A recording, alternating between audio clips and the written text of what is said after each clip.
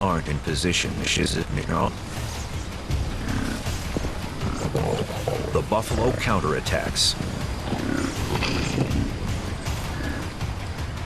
Facing his huge horns, the lioness backs down.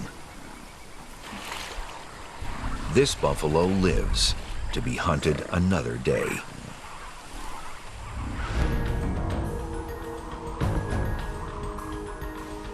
To the far north, another apex predator is ravenous.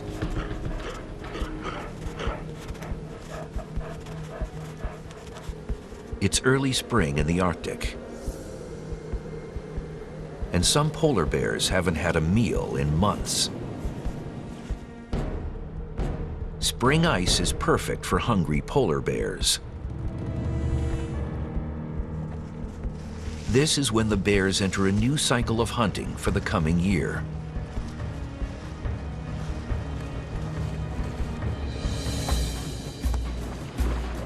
They use the pack ice as a platform to hunt seals. During a normal year, the bears find several types of Arctic seals. Ringed seals are their first choice. They're the most abundant. The best chance for escape is to get off the ice. Bearded seals provide more fat, but are more difficult to capture. They live in the cold Arctic Sea and only use pack ice for brief periods.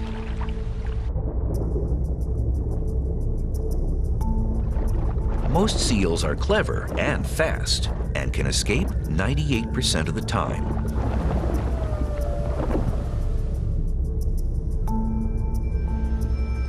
They use their whiskers to stay on high alert. The bristles can detect vibrations around them.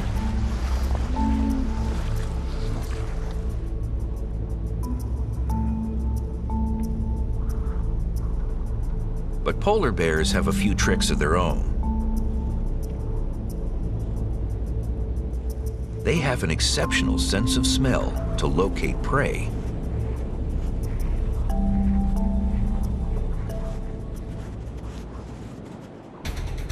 They can smell a seal on the ice miles away.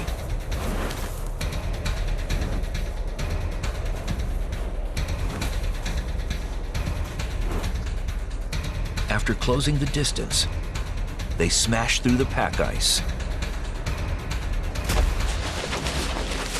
When the bears find their target, it's over in a heartbeat. Sometimes the way to top the ice can be daunting, but bears are patient. When an unsuspecting seal surfaces at a breathing hole, they meet a swift bite to the head.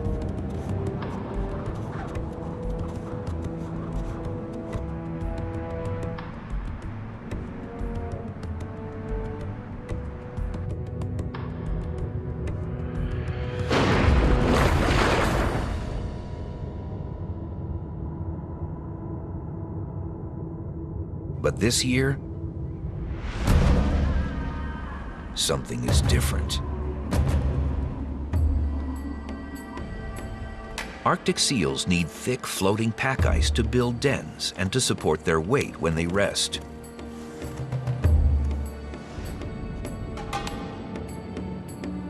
Warming global temperatures have prevented pack ice from forming.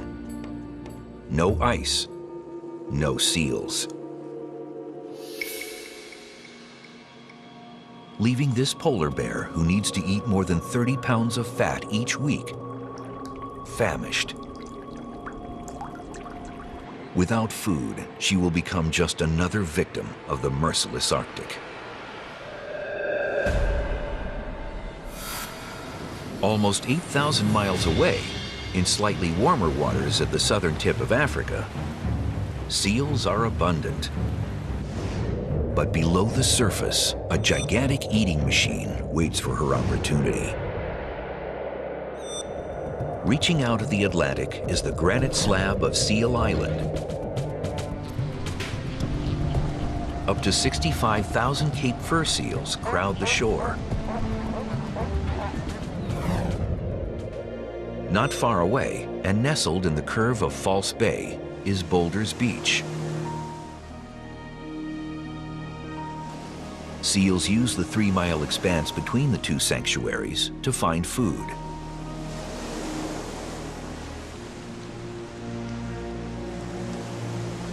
This stretch is called the Gauntlet, because this is where the great white sharks hunt.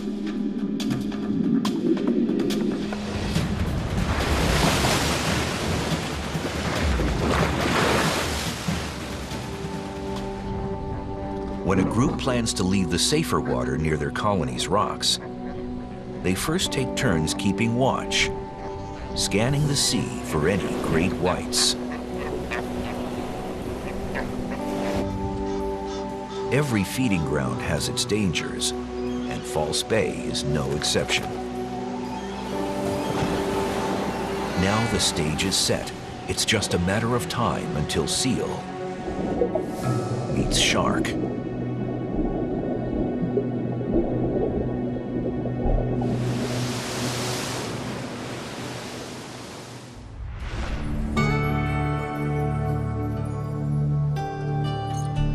More than 10,000 miles away, Alaska's top predator surveys a very different coast.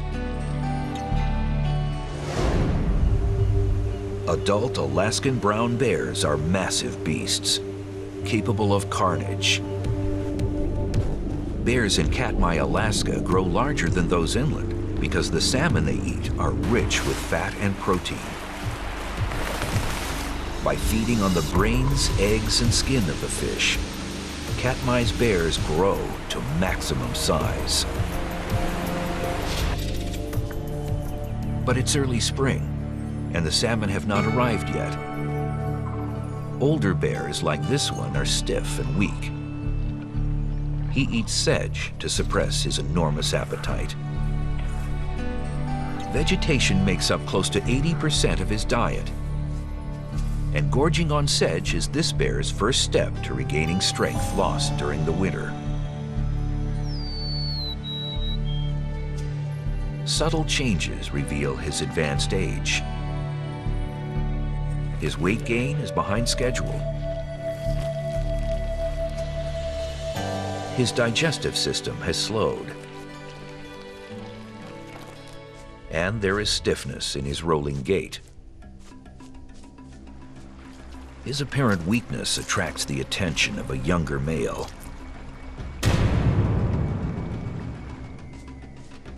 It's not this bear's first encounter with brazen youngsters. At his age, he's been challenged before. But each battle chips away at his power. And in Alaska, there's no mercy for the weak. It's not easy being the top carnivore in Alaska. Brown bears rarely battle each other. All of them are equipped with formidable weaponry. Adult males sport 4-inch non-retractable claws that can slash with precision. They have 3-inch canine teeth that grasp and tear flesh. They are among the most powerful creatures on Earth.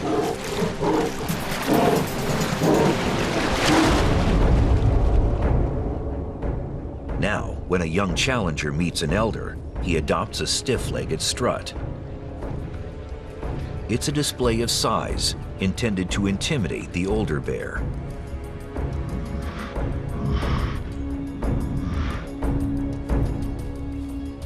But the seasoned warrior is not impressed.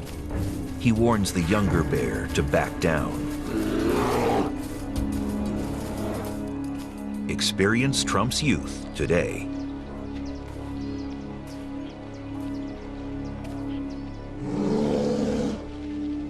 But tomorrow may bring another challenger, and his age may hurt him rather than help. In Tanzania, Lions also have to earn their top spot in the food chain, and they face fierce competition. Hyenas and lions are ancient enemies. They hunt the same prey and live on the same land.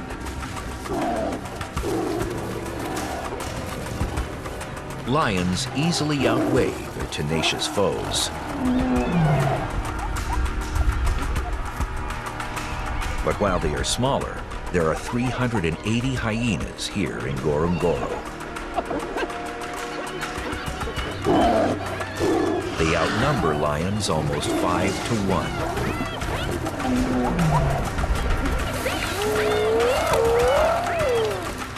And they have stamina that lions don't.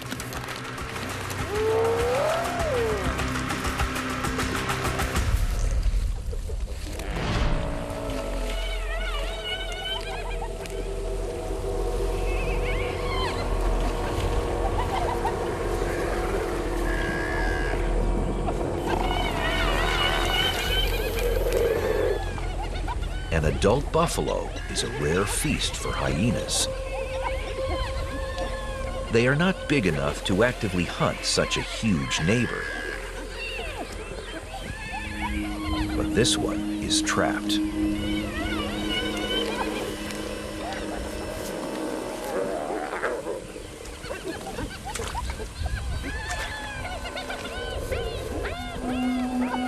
The hyenas devour the buffalo.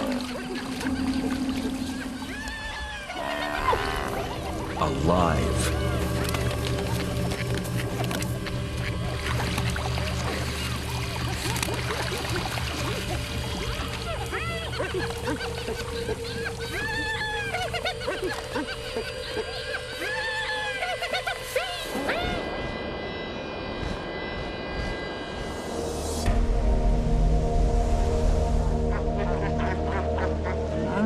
Another living feast sits atop Seal Island in South Africa. A great white shark in her mid-20s prefers fully grown adult seals.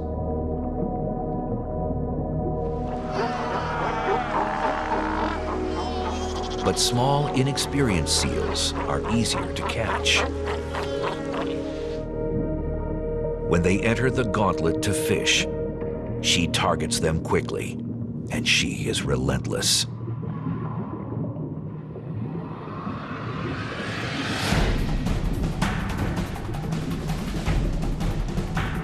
It can be over in seconds. But when she chases a big seal, she misses more often than not.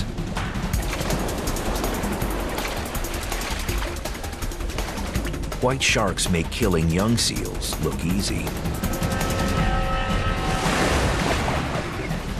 But it takes speed and agility to seize an older, larger, and smarter seal, like this one.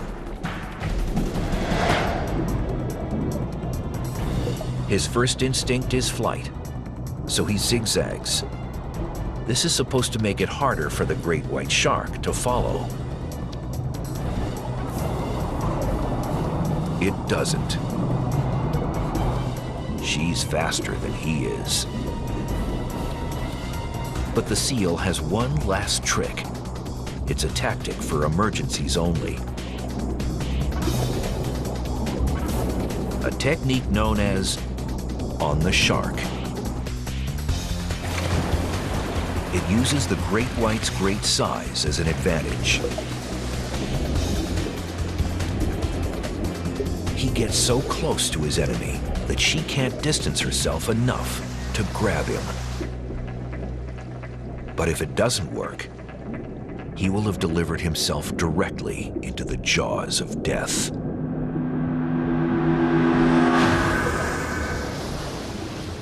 This fur seal escapes.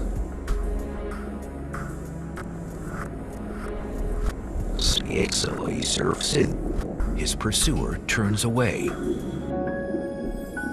then disappears into the deep.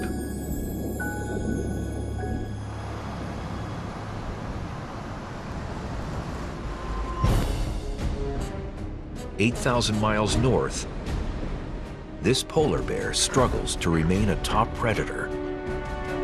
She must eat soon, or she will starve.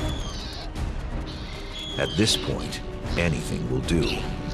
And today, anything means Arctic tern eggs.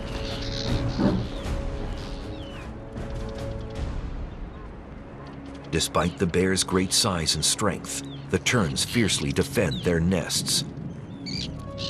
Finally, she manages a few eggs for herself. The eggs don't provide enough fat for her body to store. She needs a food source rich in blubber to keep her alive through the coming winter. 4 weeks of summer have now disappeared. Only 7 remain before darkness and cold return. She's far from her home and familiar territory. To survive, she must seek another source of fat, whatever it takes.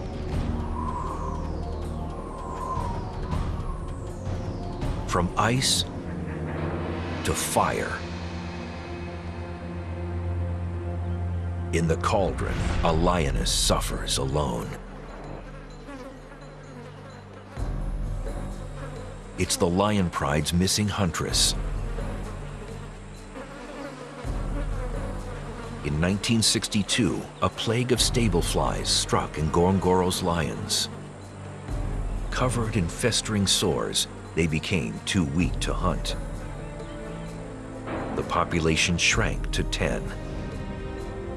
Today, the lions living in the crater descend from that small group of survivors. But these relatives inherited a disturbing legacy. Their immune systems are weak from decades of inbreeding. Now flies gather on her open sores. She is thin and weak. Her illness could be an ominous sign for all of the crater lions. This could be the start of another outbreak. But this lioness is in more immediate danger. She will not be able to defend herself if discovered by hyenas.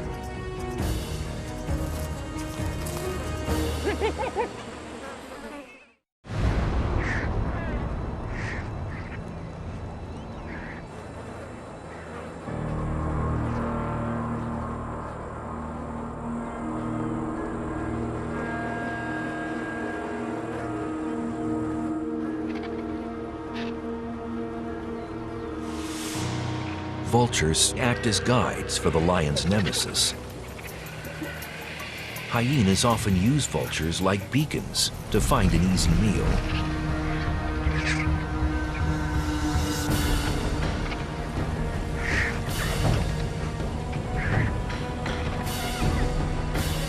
This time, the vultures have revealed the lioness's location to her mortal enemies.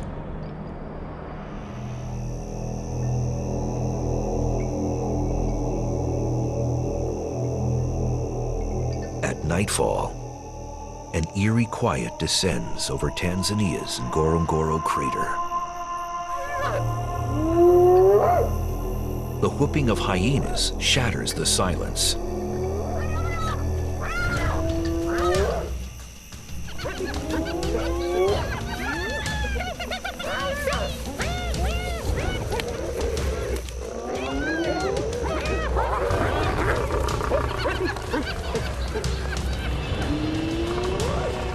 They surround the injured lioness. She summons the strength to face them. But the hyenas press their advantage.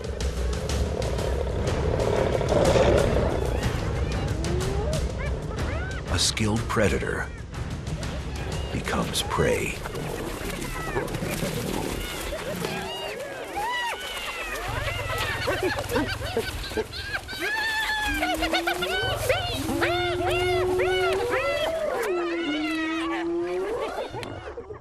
From a dark night in Africa to a sunny Alaska day in July, the sockeye salmon have finally arrived from the Pacific. Over 30 million fish force their way up Katmai's streams and rivers. Each one struggles to reach the exact spot where it was born around 5 years before. To lay their eggs, they battle strong currents, waterfalls, and Alaska's top predator, the bear.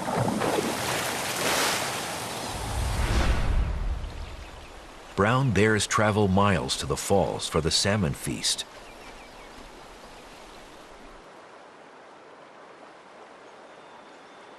This year, the salmon run is especially critical for this older bear. He's not in top form because he hasn't gained enough weight on a diet of grass. The old bear needs a protein boost, fast.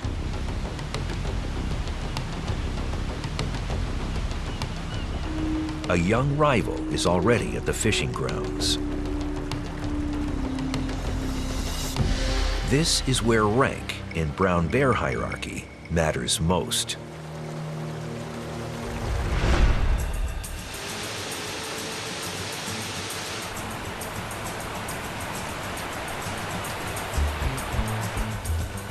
Katmai's most dominant bears are drawn to the falls. A rocky outcrop midway across is one of the best fishing positions on the river. Control of this perch gives its owner a critical advantage. Here, fishing requires virtually no effort. It's possible to pack on pounds and save energy at the same time.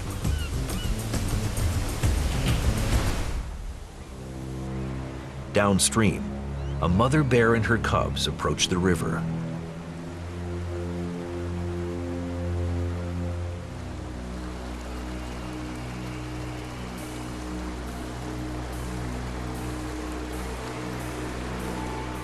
The cubs need the nourishment provided by the salmon, but this is a dangerous place for them. Aggressive males can injure or even kill them.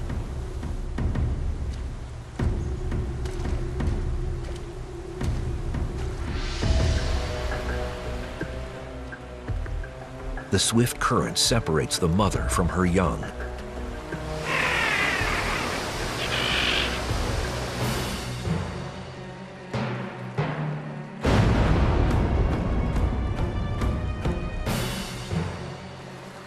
The male seizes his opportunity and attacks.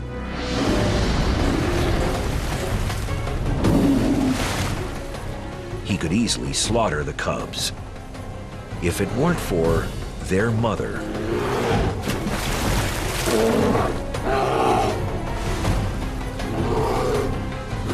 At this moment, she may be the most dangerous bear in Katmai.